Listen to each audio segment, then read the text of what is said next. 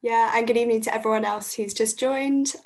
Just to say again, just keep your mics off for now. We're going to be doing an open discussion a little bit later, and pop any questions you have in the chat until then. This is being recorded, so if you don't want to be seen, just turn your video off. But if not, it'd be lovely to see you and give us a wave.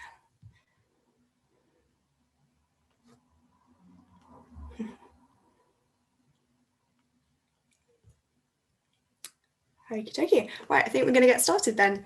Yeah, so hello everyone, my name's Hannah. I'm with the Leeds Student Staff Climate Coalition. We were set up about a year and a half ago during the UCU strikes in solidarity with researchers, and it was basically some staff and students deciding that it would make sense to all get together on the climate change rather than working separately. So this event is about aviation and the University of Leeds. I'm also with the Conservation Volunteers and People and Planet as well. And yeah, so the University of Leeds, we rely heavily on flying in order to operate successfully as a global university. Students fly around the world to study at Leeds, and staff travel to international conferences every year. Some of you may be staff as well, so you'll be very familiar with that. We've got a climate emergency, in case you hadn't heard. We also have a 2030 net zero commitment from the university, and of course, a new COVID pandemic. So we need to be doing things differently. This event is going to be hopefully just an open and honest discussion about how we can use air travel going forwards. And it's especially important because of the recent controversial decision by Leeds City Council to conditionally approve the expansion of Leeds Bradford Airport. So if anyone hasn't heard about that, that happened about a month ago, so it's really topical. It's just been being considered by the Robert Jenrick, who is the Transport Secretary. So we'll see what happens with that. So we're going to hear from 4 panellists. We have Dr. Victoria Smith, who is a committee member for GALBA, which is the Group for Action on Leeds Bradford Airport. We have James Dixon-Gough, who is the Sustainability Manager for the Sustainability Service here at Leeds. Feng, who is International Officer for Leeds University Union, and Dr. Gabriella Alberti, who is also a member of the coalition and an associate professor in the Leeds University Business School. So just to start with, I would like to invite Dr. Victoria Smith to speak a little bit about the Leeds Bradford Airport planning application and how this relates to us at Leeds University. Go ahead, Victoria.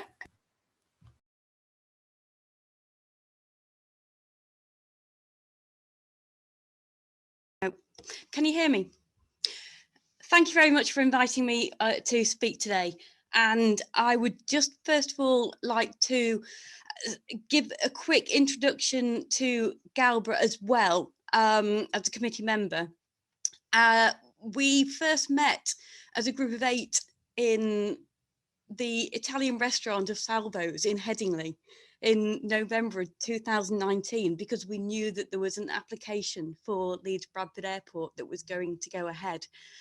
And that quickly developed into a group of concerned citizens, mainly from Leeds, and then more widely West Yorkshire, and then Yorkshire, and then globally, that realised that any application for an expansion of Leeds Bradford Airport was on the cards. And that's how GALBA was kind of formed, and we formally came together.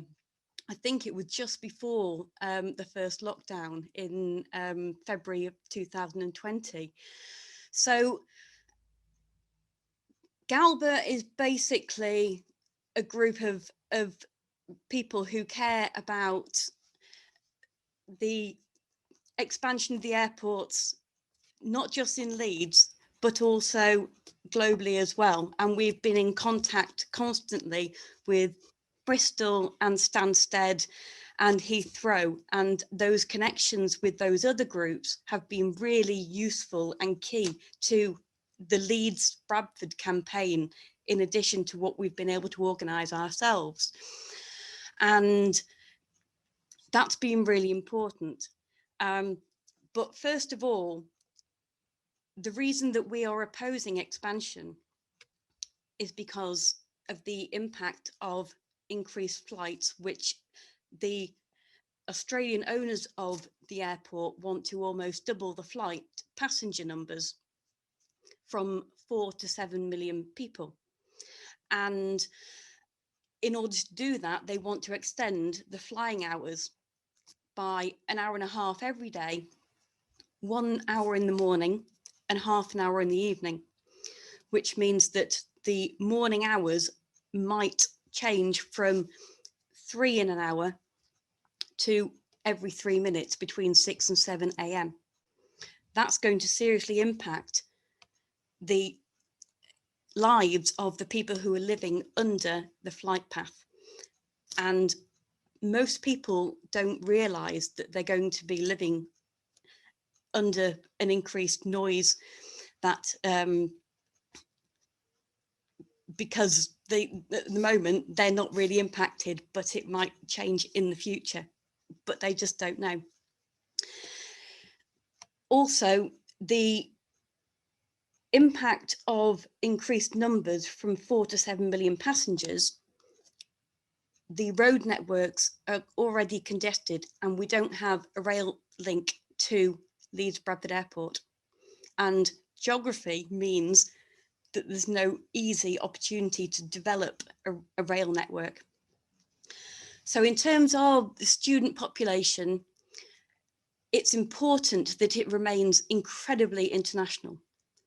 But most, and I'm sure other speakers will be able to say this or give figures, most people come to the university through Manchester because there's a direct rail link with the city, and they don't fly through Leeds Bradford Airport.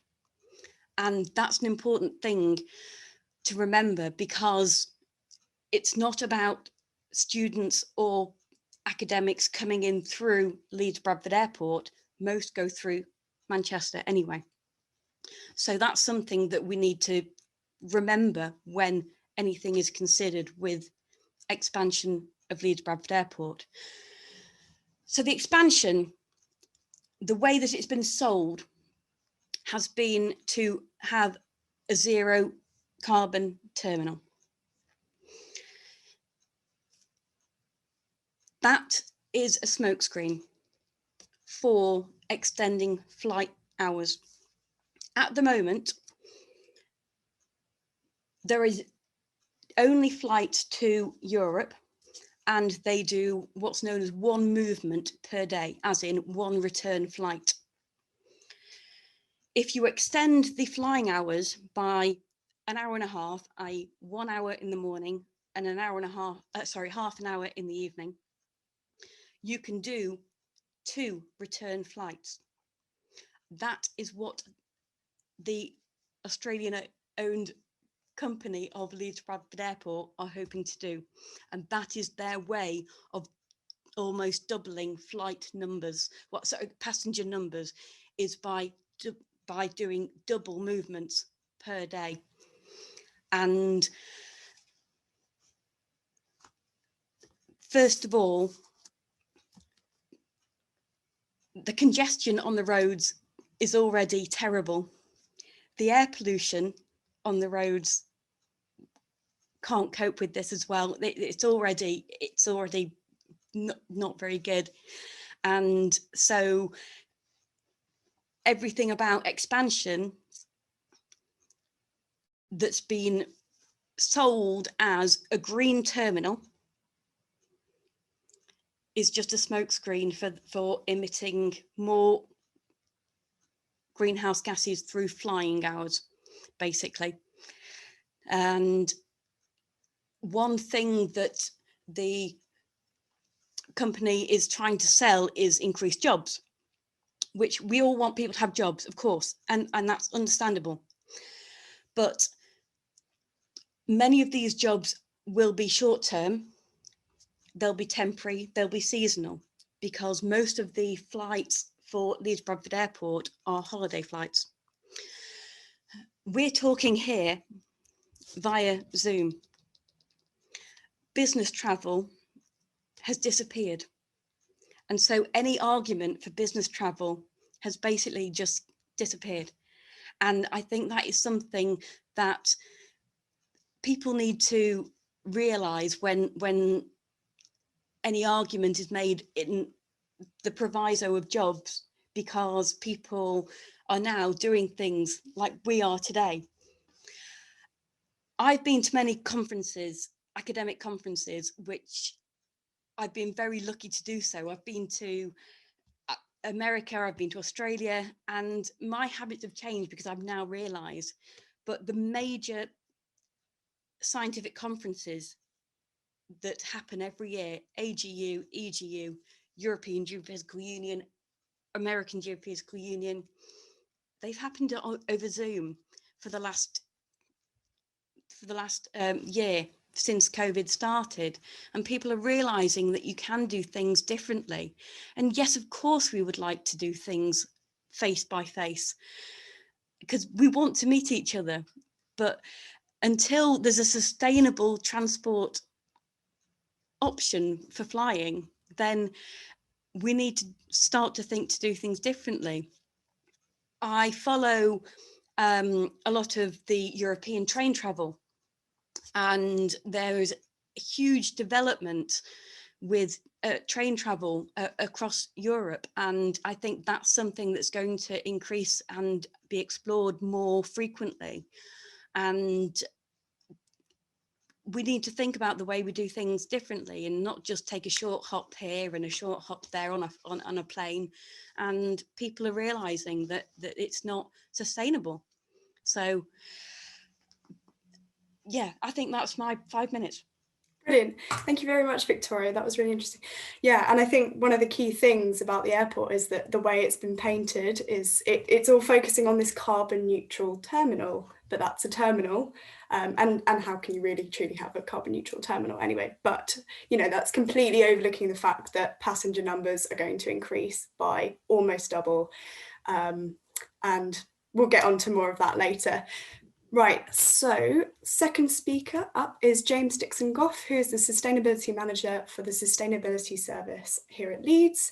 And he's going to give us a bit of an overview about how much we use aviation at Leeds, what our aspirations are here with the sustainability team, and what the plans are for business travel policy in the climate plan. So over to you, James.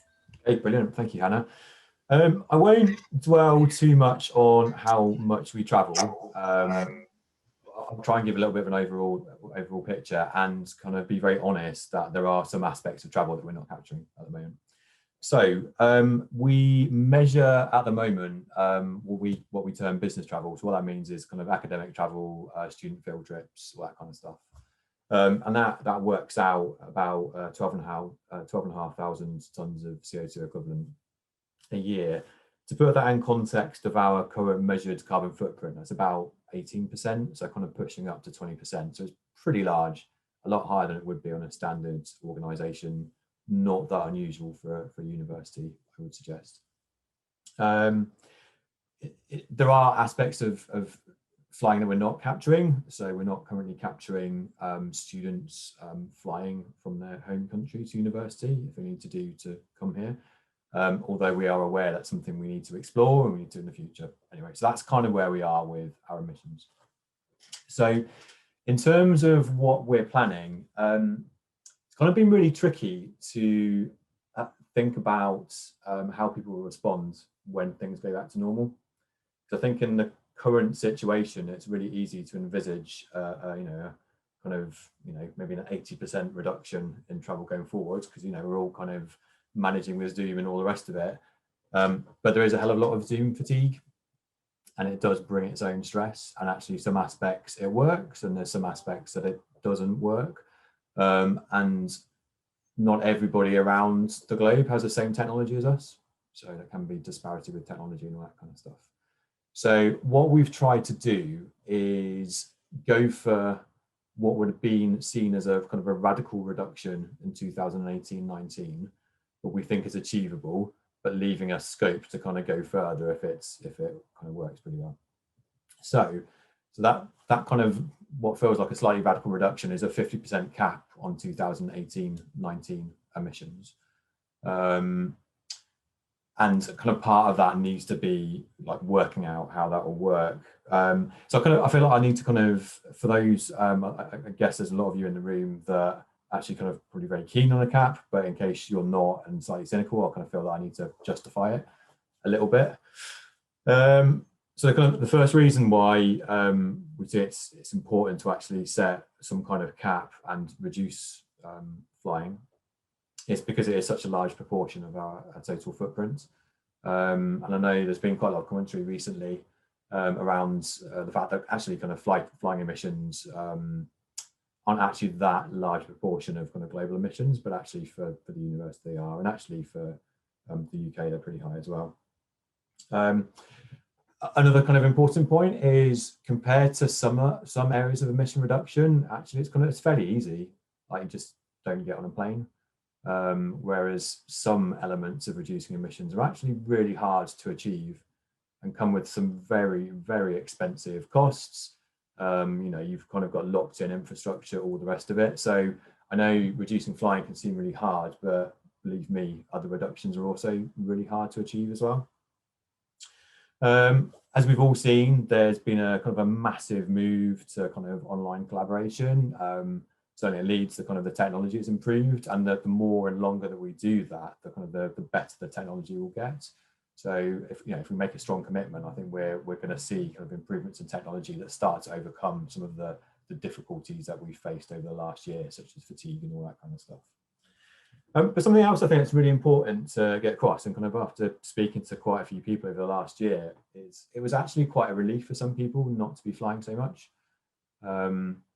And to actually be at home with family a little bit more, or kind of at home in their community a little bit more. Like some people were flying excessively, and there were benefits in them doing so, but actually it took a personal toll, and they have adapted to it. And in the whole, they are kind of managing with what they were managing previously. But I think kind of most importantly is the fact that the reason that the university has made a commitment to net zero is not because as a university we're going to solve climate change. It's because we need to take a leadership position on this. We need to signal that this is a crisis and we need to act with urgency. And if we just continue flying to the same degree that we did pre-COVID, that just sends out completely the wrong message. So it's not just flying, it's kind of all aspects of what we do at the university. But because the discussion about flying, obviously I'm emphasizing it here. So I think it's about leadership really. So I've just a few questions that I'd like to kind of ask to everybody. Because these are some of the things that we're trying to work through at the moment. So we need to make sure that any cap is equitable, so that the benefits linked to actually face-to-face international collaboration are kind of equally distributed. We need to agree some kind of consensus on what types of travel are seen as critical. So there needs to be some discussion around that. And then the last bit is, how do we kind of structurally manage limits at the university? I don't think this is only relevant for travel, I think this is relevant for other aspects as well. So do we set kind of carbon budgets, that type of stuff? So yeah, that's a brief description of what we're planning, and a few questions for everyone. Brilliant, thank you very much, James. Yes, so for anyone who didn't hear at the beginning, so was it 12.5 thousand tonnes is the aviation emissions? Yeah, that's right, yeah. And this is part of like scope 3 emissions, isn't it? Yeah, so yeah, that's correct. Not the direct ones, but then kind of the wider ring of emissions, isn't it? Yeah. So those 3 questions, we'll get onto them a bit later in the Q&A. But for now, I'm going to hand over to Feng, who is our International Officer for the Leeds University Union, to give us a bit of an overview of how many international students we have and how often they tend to fly, and how perhaps international students feel about flying and reducing their own emissions. Okay, thank you, Franks. Yeah, can you hear me? So I'm the international officer at Leeds University Union, and it's my role to represent our international students' voice. In terms of this topic, I'm not saying what's my will agree or disagree, but I just collect some students' feedback about their feeling of sustainability and protect our environment, about the knowledge they have so far. And I'll briefly talk about how many international students are coming to Leeds every year and how's their feeling about flying to Leeds. When I say fly to Leeds, I take a flight to Leeds, and what kind of knowledge they have in terms of our Leeds current policy about climate change. Yeah, so every year we have around 11,000 international students traveling to Leeds. This year, because of the pandemic, we probably have less students number. And in terms of how often our international students use the flights, for EU students and European Economic Area students, they usually fly home and come back 3 times a year, mainly during the Easter holiday, summer holiday, and Christmas, because they like live closer. In UK is quite close to their home country, so they tend to go back more frequent. However, when it comes to other international students, as myself, like I usually go back during the long summer holiday, unless I'm quite lucky to get an internship here, and also during the Easter holiday break. But during the Christmas time, some of our international students, they tend to travel to other European countries to see the world. And so it depends on different international students group, and their hobby and their choice of the holiday. They probably have different use the flights more frequently. I didn't get the time to do a focus group to get more data, but I'm happy to do that in the close future if anyone is interested. And for myself, how I travel to Leeds. So I'm from China. I came from south of China named Shenzhen.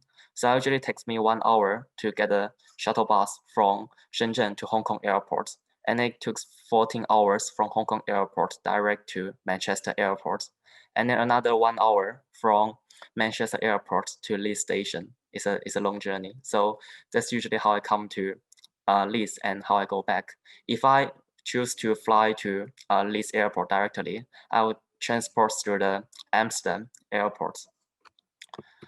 And one thing I want to mention is during the pandemic, when our international students, when they try to go back, because different countries have different policy for the flights, so it usually takes them make it more complicated for them to fly back home. You can't find a really direct flight to your home country directly, so it's quite hard. And now moving on, I want to talk about how our international students feel about the flights. So usually, as some of our panel discussed before, Manchester Airport is a popular choice. It's a popular option. There are lots of direct flights flying directly to Manchester Airport, and lots of our international students consider the flight company policy carefully. Some of us prefer the certain company, such as the KLM from Netherlands, because they tend to have more policy or have more action to actually do something back to save the climate. And some of our students, they say it's the only way to travel to Leeds through flights. You can't have other way, or it's the most convenient way. Because when you start your journey to study in UK, or either in your graduation, you tend to bring your parents, bring the whole family traveling to Leeds together to celebrate. So you usually have the elder group people who are prefer to have a direct flight rather than have fly to Manchester first and then take the train to Leeds. So this why some people, they prefer to have a direct flight to Leeds.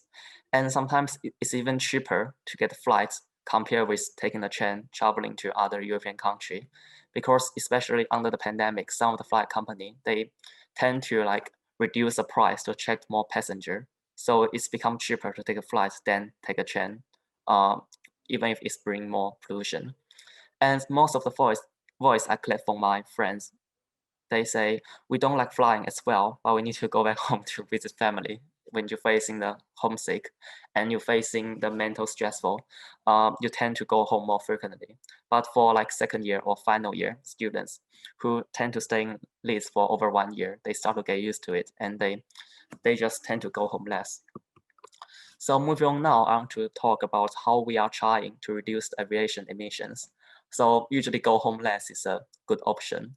And we I tend to travel to like other cities in UK during the holiday rather than travel abroad sometimes. So especially under the COVID situation, I plan to go to other places like in Yorkshire, or go to Scotland, or go to down south, rather than have to travel to other country. I didn't think about that before actually, but it can be a good option for us to reduce aviation emissions.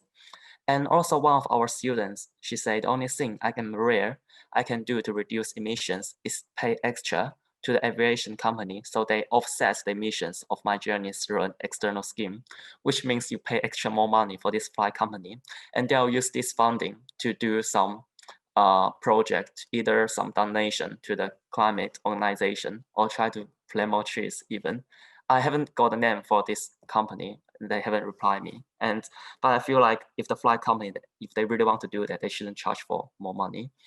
A new things I feel like can be a good idea is more shuttle bus to help our international students to travel from Leeds to the airport, because lots of our individual international students, they take an Uber or they take a taxi every time there's one student. So it's better if we have 50 students just take a shuttle bus together to the airport. This can also reduce the emissions. And I also want to talk about like whose responsibility is it to reduce our aviation emissions. So our international students, they feel like they shouldn't be the person who be blamed about using so many flights usually, because sometimes you only one choice. And before that, I actually realized lots of our international students, they didn't even know a lot about our Leeds climate policy.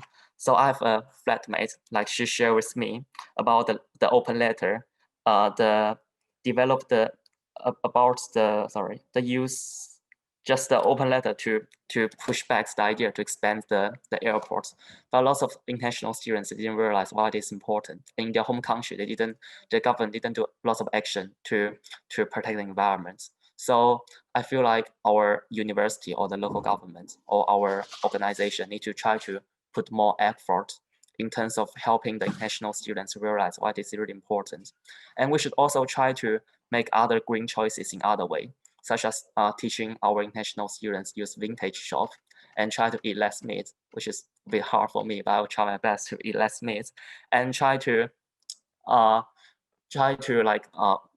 the throw rubbish in the recycle bin. So this kind of small thing can actually make a big difference in a long time. We shouldn't just only focus on the airport issue, or we should expand this discussion to a wider place. We usually like using international students. We say because we have lots of international passenger, we need to expand the airport. But we should also think how we can educate them to do the same thing as our majority people do here. And raising the awareness is quite important as well. Most of the time, I feel like when I started in the UK, I'm really lucky to have lots of home students who live here for a long time, and they just teach me, or their behavior just influence me to do the same thing, to join them to go to the climate protest in 2019 or 2018, and try to go use secondhand products as well.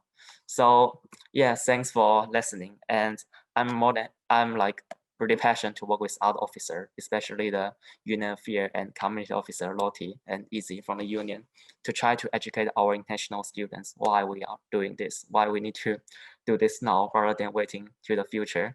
And at the same time, like yesterday night when I was researching, like my country, China, they're still planning to build like 5 more airports in some city. So I just feel like it's a huge difference between different countries in terms of protecting our environment, or the policy are quite different as well. So we need to have more discussion, definitely, and try to work together. It shouldn't just be solved or be discussed by the UK students group. Thanks. Thank you very much, Frank. Yeah, I completely agree. Yeah, it's all about everyone being a part of that discussion, isn't it? Especially the people who are kind of most, affected by any changes that are going to be made. So it's really good to have you here and have your point of view as well. So we're on to Gabri next. So Dr. Gabriella Alberti, who is from the business school. She's an associate professor and also a member of the Student Staff Climate Coalition.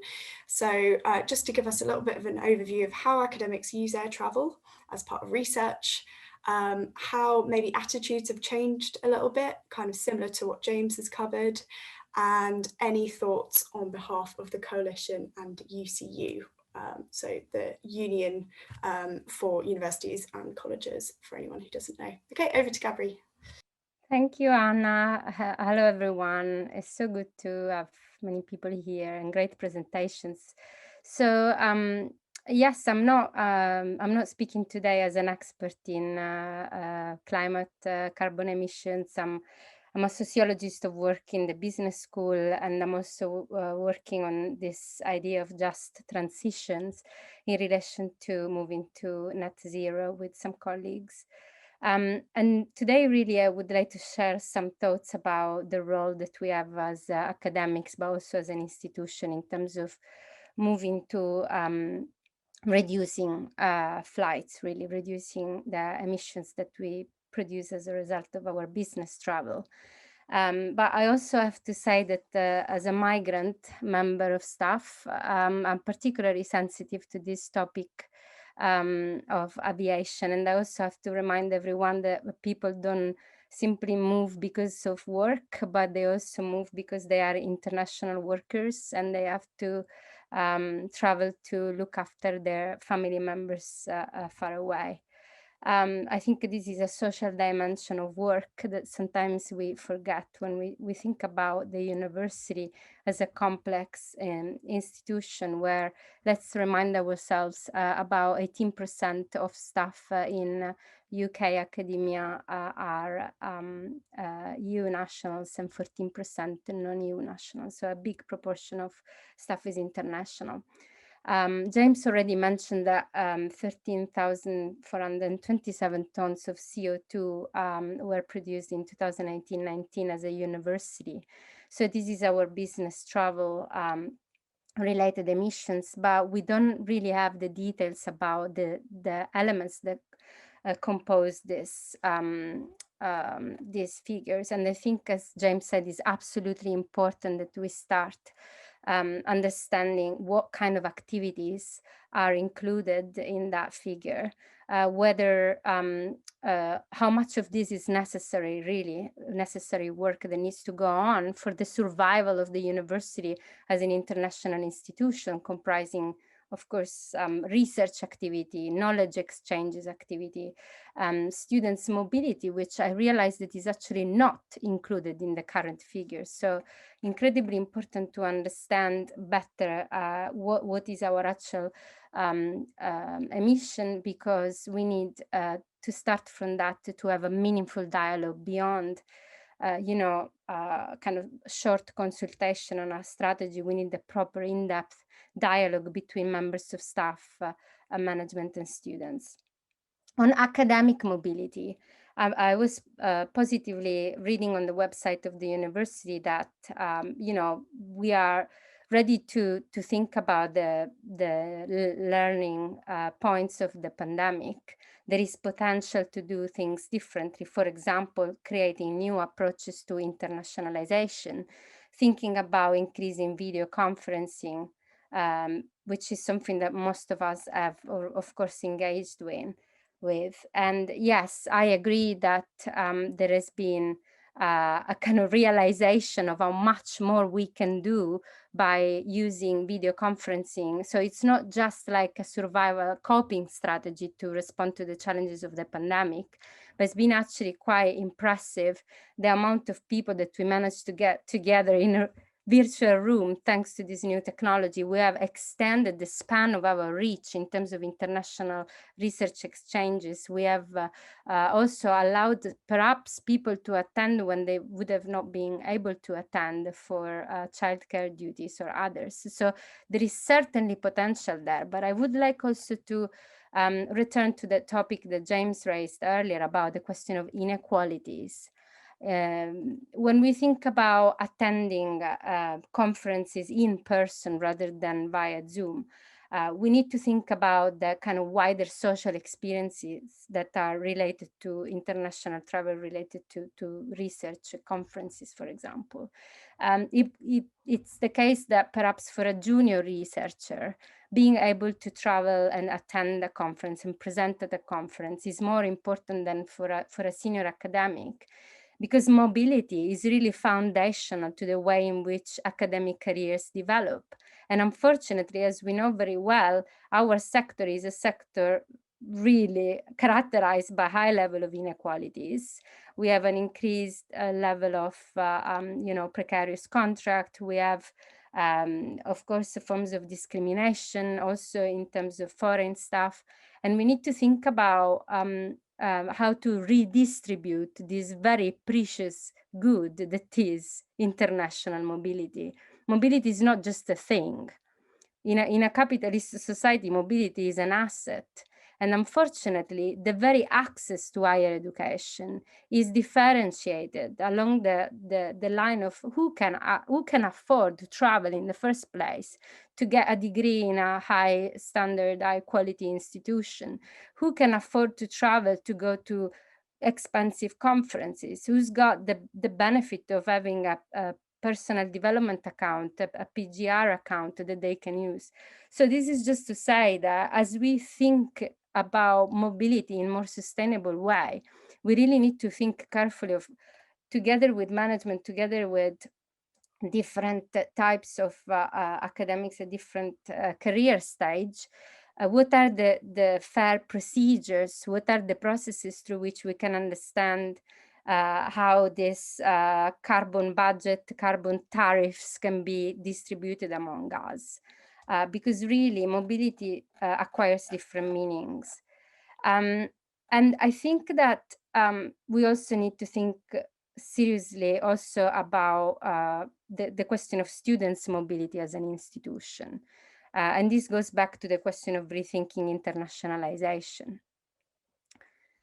So I think this kind of goes into embracing a more systemic approach rather than, carbon footprint, individualized approach to the problem. Our sector as a whole in the UK relies massively on students' mobility. International postgraduate students make an important contribution to the UK economy as a whole. Think about it, between 2018-19 academic year, there were more than 217 international postgraduate students in the UK, representing some 45% of full-time postgraduate students. In London alone, HE institutions support approximately 172,000 jobs and generate nearly 17 billion annually in goods and services. So we are talking about a massive chunk of the UK economy relying on this industry, of which we are producers as well and workers. Since I've started my job in the business school, I've also had the privilege of leading on a master degree, which year by year increased the number of international students. And last year we had 275 just on one master program. And this is brilliant. This is testament to the fact that Leeds is really attracting international students and giving opportunities. But what my concern is that the university sometimes maintain an understanding of growth based on income, and forgive me the language, but sometimes treating students as cash cow. We need to move away from that. We need to think sustainably in terms of educational offer, in terms of equal educational opportunity. And don't take me wrong, I'm an international student. I used to be an international student. I wouldn't be here if it wasn't for my Erasmus program and all the amazing social experiences that mobility brings with it. But we really need to move away from a focus on numbers, a focus on income. We need to think about how to improve our educational offer. We need to think about human resources. And now we can provide a great experience to students, thinking carefully about what are the real limits of our structure, of our infrastructure, and especially, workload and so on. Just to finish off, there are some creative thinking going on at the moment. With my colleague Vera the other day, we were discussing the possibility of promoting a kind of transcontinental train line for our students from East Asia who could take the train and learn English and do induction on the train while they come to Leeds. There are so many possible opportunities that are probably not as utopian as they would have appeared initially, and we need to pursue them. If I was given time, instead of money, I would totally take that. You know, I would take a train if I was given a longer paid leave to go back home and look after my elderly. I mean, this question of like reclaiming time in order to in order to reduce CO2 emission is absolutely central. So having more time is a way to gain in more space without having to fly high, but rather stay on the ground. Meaningful negotiation around flexible working, train working, or just not working all the time, and having more holiday to travel more sustainably. This is especially needed for international members of staff.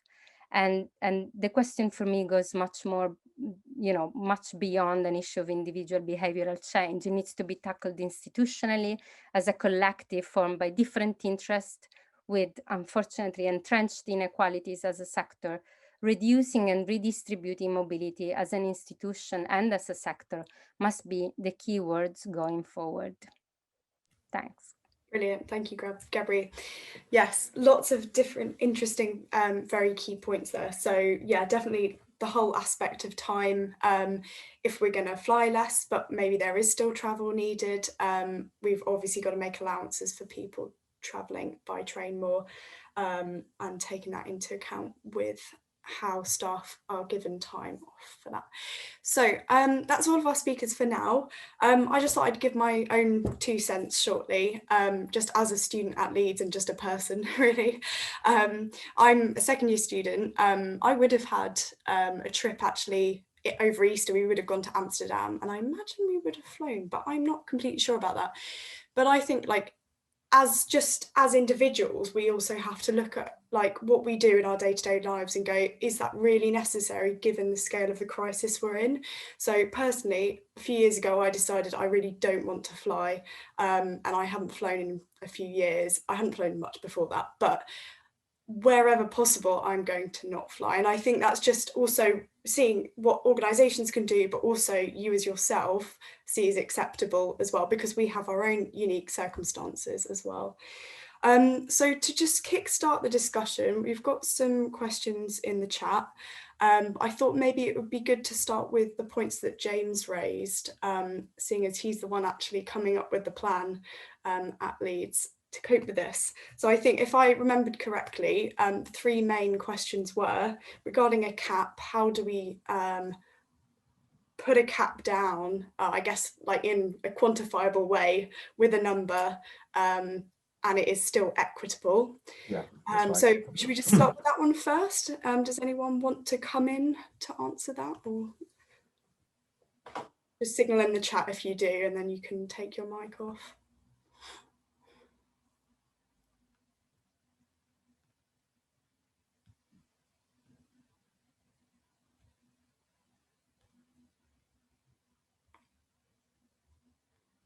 Give it another few seconds.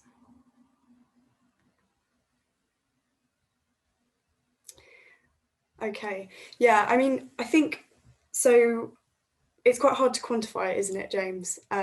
So you're thinking about 50% at the moment, is that right? Yeah, about 50%, and I think Gabriella kind of actually brought out some of the kind of the really kind of critical issues there.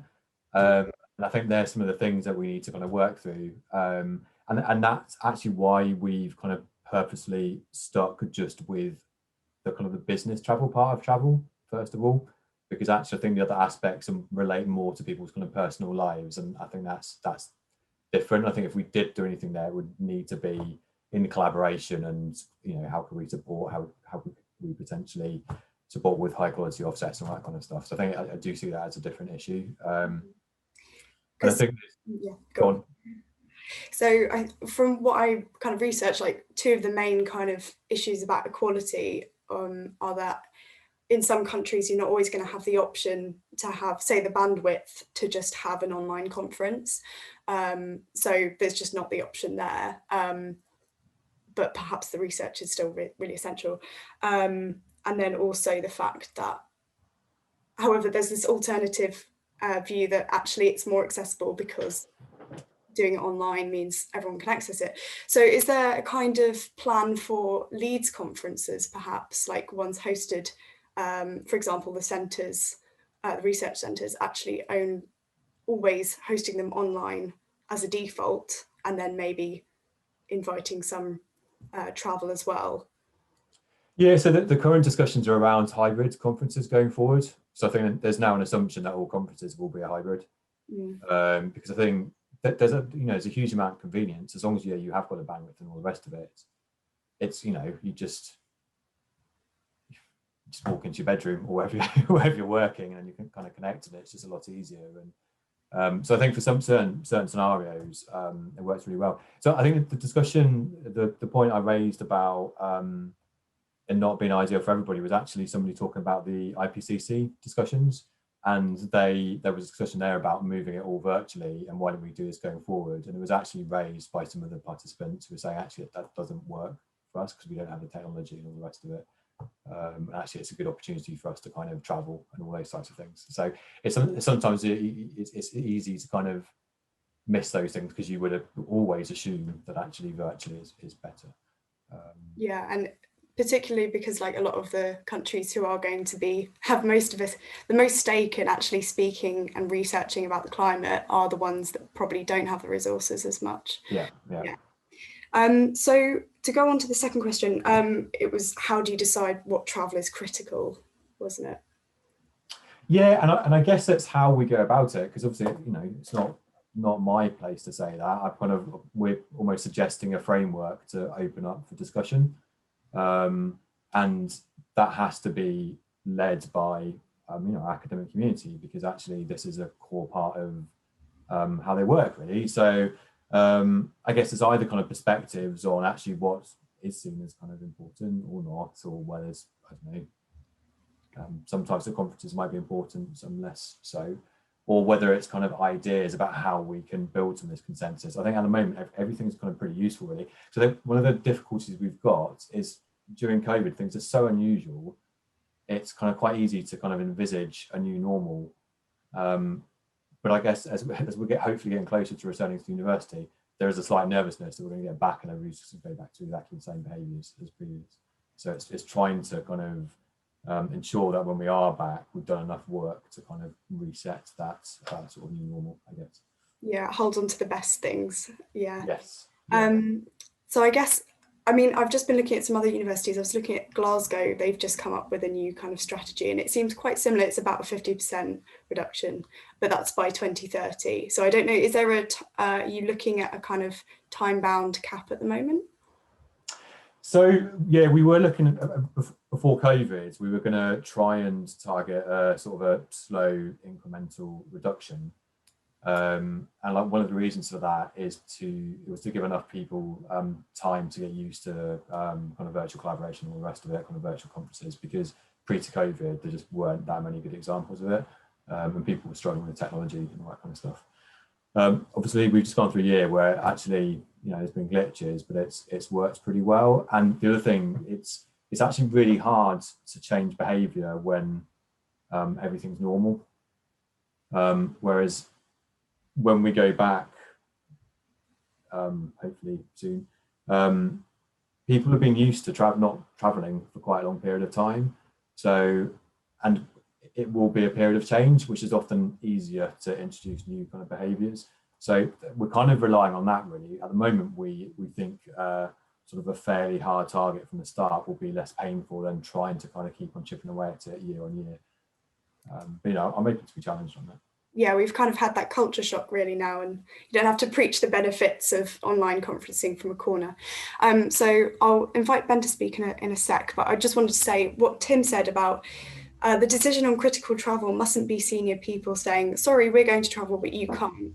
And hopefully that's obvious. So yeah, I think basically there's this disparity, isn't there, and even just among staff in who is traveling, and it seems like the more senior you go, the more traveling you do as well. And that's exactly what I mean about, it's not the only part of it being an equitable approach, but it's definitely one of the things that we need to take into account, because actually it's probably more important for an early career researcher to be traveling more and making those contacts and building those relationships up. But obviously it's going to be really difficult because there's lots of kind of entrenched power and all that kind of stuff, and it's like, how would you kind of resolve some of those issues? So it's a tricky issue. Yeah, we almost need a statement maybe from the top from Simone to say, I'm going to lead by example and reduce my own travel to conferences. Simone has actually said that in I Has think she? Monday's session. Yeah, she was talking about how she's kind of adapted and how she'll continue to do that going forward. Brilliant. Right, yeah, Ben, would you like to come in? Yeah, I mean, that's what I was going to talk about, really. I think that traditionally in the past, we've had vice-chancellors jetting off all over the world, and deans and deputy vice-chancellors and many leaders of the university travelling around the world. And their primary purpose in doing so, I think, has been to encourage more international students. And I think that the inequalities that Gabby was talking about in terms of careers of academics are exacerbated by this, really, because the people at the top do all the running around the world, and other people don't get the finance or the time or the opportunity to take part in conferences that could really help their careers. So I think it needs to be upended, so it's exactly the other way up from what it traditionally is, so that instead of senior people being able to travel, we expect that that won't be the case anymore, that they are probably well known enough and important enough that people will listen to them if they do things online. Whereas early career researchers in particular need to be able to make those contacts. I know it's much harder, really, isn't it, to do the sort of networking in an online situation that you might do at a conference. So you don't bump into people when you're having coffee, you don't get to chat with people, you don't you don't make those little connections that are absolutely crucial for career building. So just to reinforce, really, that I think it should be senior people don't travel. That should be the policy. Yeah, I think that's a very good point, really. So James, maybe you could just make a little, do you have a plan for at what point in the process of flying for conferences and such are you planning to actually implement something? So is there currently a kind of ethics and risk assessment that people have to carry out before they go abroad that this could be incorporated into? Yeah, well, that's another reason why it makes sense to do it now, because you have to actually go through quite an involved process to fly at the moment. So it's still possible if you need to travel for kind of medical research or something like that to fly, which makes a lot of sense.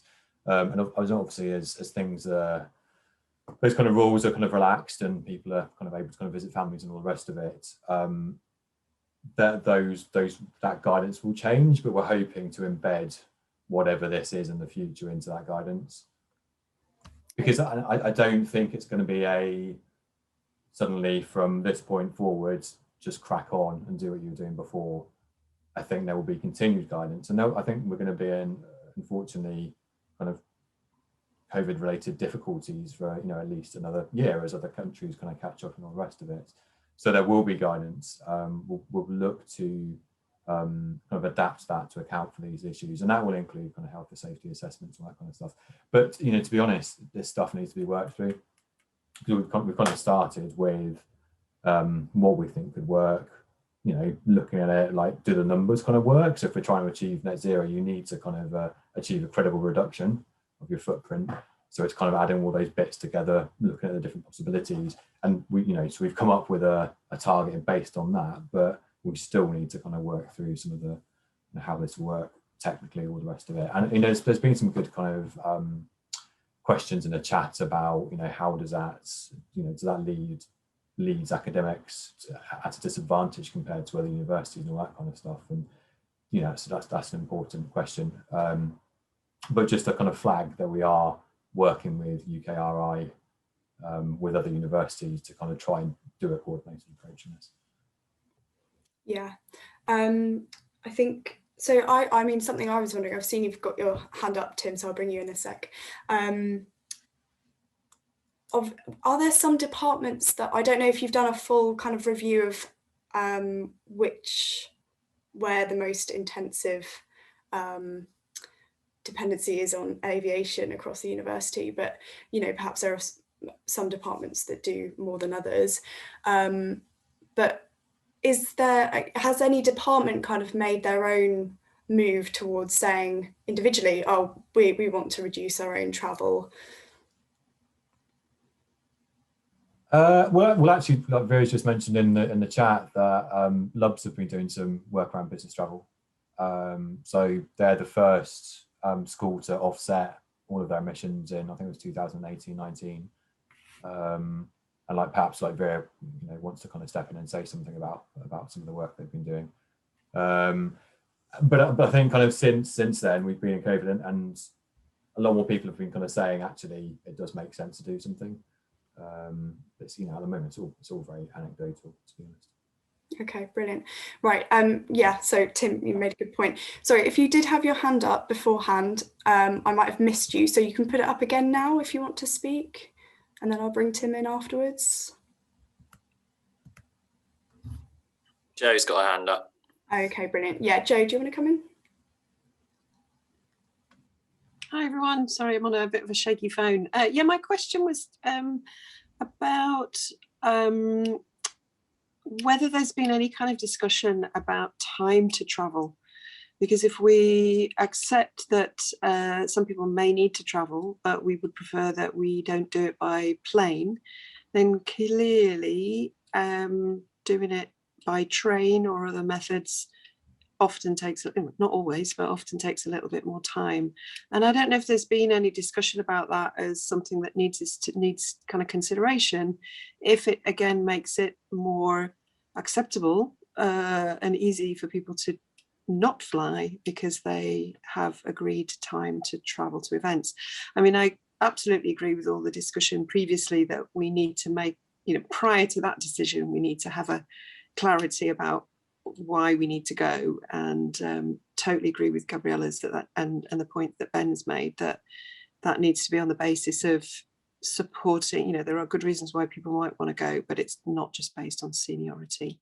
But yeah, I'll leave it there, thank you. But thanks everyone for a great discussion. Okay, I'll just take a question from Maximilian next then, please.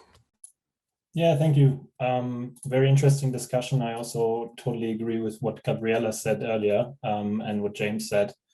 From let's say a perspective of an academic staff member who's also a migrant, I appreciate that every little helps, and we definitely have to make some changes in behavior and reduce the amount of air travel, maybe even for staff and professional purposes. But I kind of think that we miss the point here a little bit, and we talk about like a very tiny amount of let's say carbon emissions that is caused by this kind of travel in comparison to this extremely unsustainable wider UK or even worldwide higher education system, which is inherently unsustainable in the way it is operated at the moment.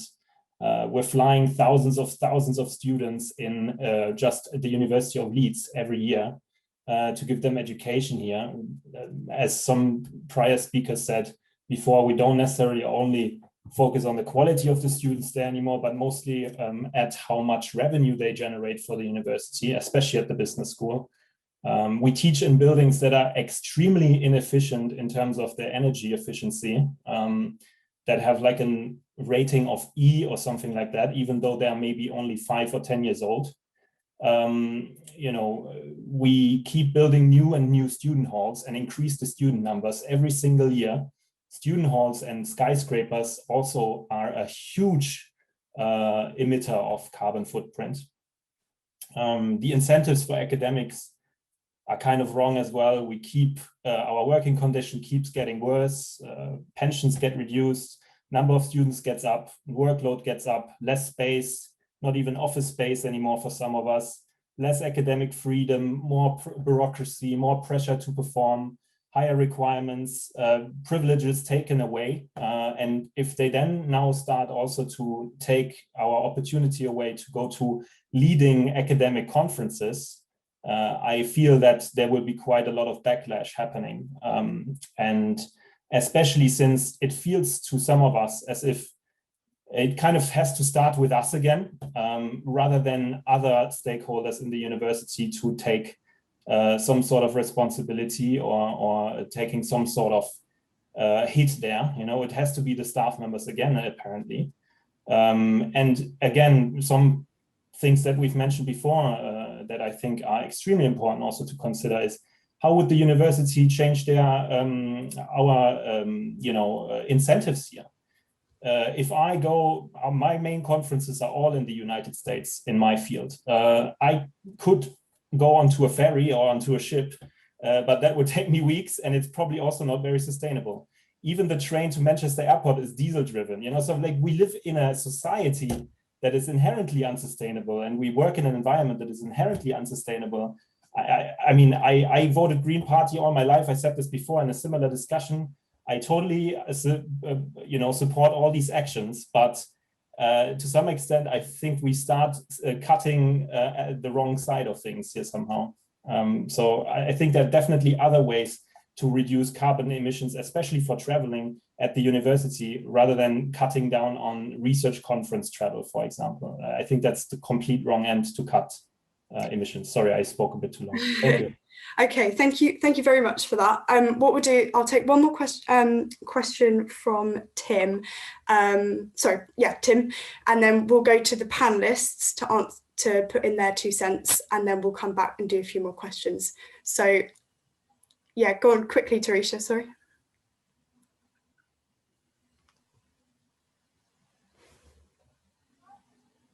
Sorry, I've only got a quick question. So could you get me in as well? Yeah, go for it. Okay. Okay, so I was going to say a really easy efficiency gain is getting people who are going abroad for research to also help with things like admissions, because I know people that have said, I'm going abroad, can I help? Can I go and talk to a university or something like that? And quite often they haven't been able to, or it's not been planned enough, so the university could do absolutely tons to plan that better. It's, as everyone said, it's brilliant having the kind of the cultural mix that we get from international students, but how do we reconcile that? Bit of a book plug for my wonderful friend Ed Gillespie, who wrote a book called Only Planet, which is when he traveled around the world without flying. If we could, students might have a lot of time in the summer. Can we really massively encourage students to find alternatives to flying and actually treat that as an adventure? Get them to read that book so they realise how great it is and how hilarious it can be. But, so there are things we could do. It is really difficult, but there probably are things we could do to kind of encourage that, and we really need to. So just to quickly recap before we move on. So are you saying that when people are kind of just going abroad anyway, they then try and do research whilst they're over there? No, what I was saying is researchers sometimes have to go abroad to do their research, and they could do the function that sometimes is done by senior managers or admissions people in trying to attract international students. It would just be way more efficient. Okay. Right, brilliant. Thanks for clarifying. Okay, yeah, Teresa, if you could ask very quickly, and then we'll get on to some of the panelists. Thank you. Yeah, so I think universities and education holds a moral and ethical place in society. I'm just concerned that when we speak about radical reduction, that is a radical reduction, and that James, I'm just so confused about the tons of emissions you're saying, what's included and what isn't included, and whether, the non-CO2 emissions have been included as well. I notice, the student emissions are not included. So I think it's really important, if we're going to call something radical, that it is radical. And that we don't just add to this whole kind of greenwashing that's going on at the moment. So I don't know if you want to answer to that, James. Right, thank you. Yeah, thanks, Teresa. Can you hear me right now? Okay. what we'll do, we'll go to James a little bit later. I thought maybe we could bring in Victoria again to just speak quickly, and that maybe if you can speak for maybe 1 to 2 minutes, just in answer to a few of those questions, and we'll hear from someone else. Thank you. So just responding to what Tim said, one of my friends and colleagues from Leeds has just last week flown to Iceland because she's a volcanologist. And she is researching the current eruption of the volcano that is going on there. And as part of that trip, she is going to be working with the Icelandic Meteorology Service. So it's that sort of thing, which is what Tim is talking about, is what needs to be encouraged. So she has to travel in order to do that critical research, but she's going to spend and have an extended stay in Iceland as long as it takes, so she can work with people at the university in Reykjavik and the meteorology. So another point that was brought up was having direct flights to outside of the European sphere. Now, at Leeds Bradford Airport, at all airports, there is a part of the runway which is an extra bit for runoff. And currently, Leeds Bradford Airport use that for 737s.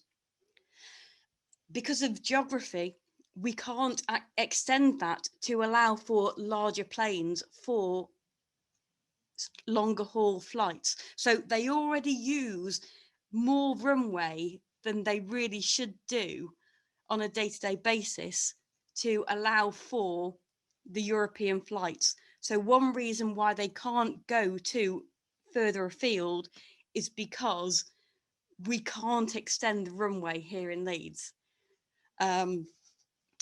So that's something that most people don't understand, and I didn't understand that before I was involved with GALBA. Right, thank you, Victoria. Okay, I'm going to pass on to Franks now. If you could just, if you have something to say in answer to those questions, like about 1 to 2 minutes, that would be great. And then we'll have. Okay, I think most of the time just learn new knowledge from that, and I feel like international students, most of us, even like me, I just get lots of information here, and I agree with the professor just now. International students shouldn't just be counted as the number. It should be something more than that. And I think we are, as an international students group, are always happy to know this knowledge. It should be part of our study abroad journey. It should be part of the things we learn from university rather than the major we are studying. And more than happy to just listen to more discussion for that. Brilliant, thanks, Franks. Okay, and Gabriella next. Yeah, brilliant points, everyone. Just thinking about the points about increasing efficiency. So I've been going to advertise my program as part of the lab's marketing program. We can certainly reduce that, I think, and make create better synergies.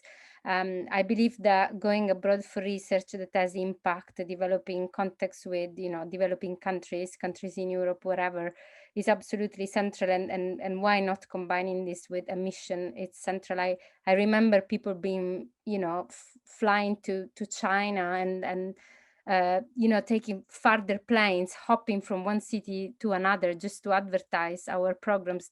This I think didn't provide the returns that that it wasn't worth it, absolutely. So, but at the same time, in marketing, we have people who have jobs, so we do need to engage. We need to engage in proper dialogue across different sections of the university. And I think Joe's question about what is going to be the process to decide the cap, what kind of social dialogue is there in place in the university to bring people together, because as Maximilian said, we really need to be careful and not creating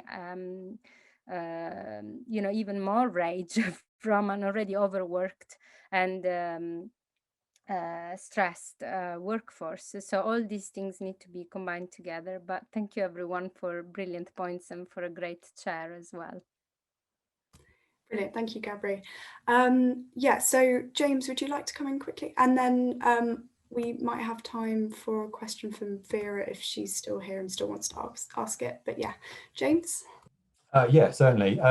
You know, I think kind of my reflections on the previous questions and the discussions are, it's a good representation of the kind of the variety of opinions and perspectives on this. And absolutely, we kind of need to carry on having discussions with the wider university community and kind of make sure we're talking to a kind of a much greater diversity of voices, because yeah, absolutely, we don't want to put more kind of pressure on people and all the rest of it. And if that cap's not right, we need to we'll change it. But I think kind of the question around, is it radical enough? I think that's how it feels from kind of been working in the sector for, you know, nearly 14 years and trying to kind of just reduce business travel a little bit, which is, as you know, hasn't worked, quite frankly. It does feel quite radical, and I think there's kind of very valid concerns about that cap as well. So yeah, I think really interesting perspectives. Absolutely needs more work and more discussion and more debate.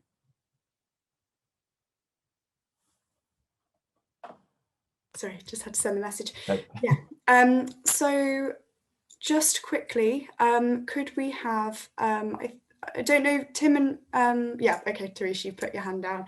Tim, do you still have your hand up or no? Okay, so Maximilian's got something, but I thought maybe just something to ask that's quite key to all of this, because there's so many ideas coming out, is there going to be a kind of consultation from sustainability to talk about how we actually do get this done? Yes, it's the quick answer. Yeah. Will it be a kind of, you know, will there be a chance for online feedback just to collect, you know, all the responses together? Because obviously, yeah. So I'm open to suggestions, to be honest. So we're kind of working through it at the moment. So if anybody has kind of preferred ways of doing this, has ideas of how we should do this, just get in contact with me. Let me know, or we can organise a chat about it. That's absolutely fine. Cool. Do you want to put your email in the chat for anyone who does want to get in contact after? Yeah, of course. I'm going to get bombarded. Right, Max or Maximilian, do you want to come in quickly? Yeah, sure. I mean, just to wrap up, I think 1 minute because we're going to finish. Yeah, absolutely. I think in general, the problem is the wider system that we need to kind of lobby to change to some extent, I think. I mean, this is one start, of course, to reduce the amount of travel also, or at least to question ourselves whether this particular research conference is essential. But overall, I think the general system is the problem, right? We need to put money into the universities more in order to reduce or improve the energy efficiency of the efficiencies of the buildings. We need to reduce the incentives of the university to keep these unsustainable ways of working by, you know, also by the pressure of the lobbying groups that are heavily reliant on our university of keep bringing new students in, like those student hall operators, etc. So overall, I think, you know, these are massive things to work on to reduce the amount of carbon footprint that we emit. And last but not least, also, you know, if it wouldn't be so money driven, all these decisions, then the university could have easily opened some satellite schools or collaborate with other schools abroad to deliver the content to the students, to the international students over there, rather than flying them all over here, you know. But then, of course, the demand for the programs would go down and the revenue would reduce. So ultimately, all these questions are about money, and I fear that in the end, it's just going to be basically the only cuts that we will see will be based on the students, the staff members, rather than anyone else in the university. Quickly respond to that. Yeah, go for it. So this is one tiny part of the climate plan. So most of our work's actually been on investment to decarbonise the estate and other aspects of the university. So it's still, I absolutely get that this is a system issue, and I agree it is.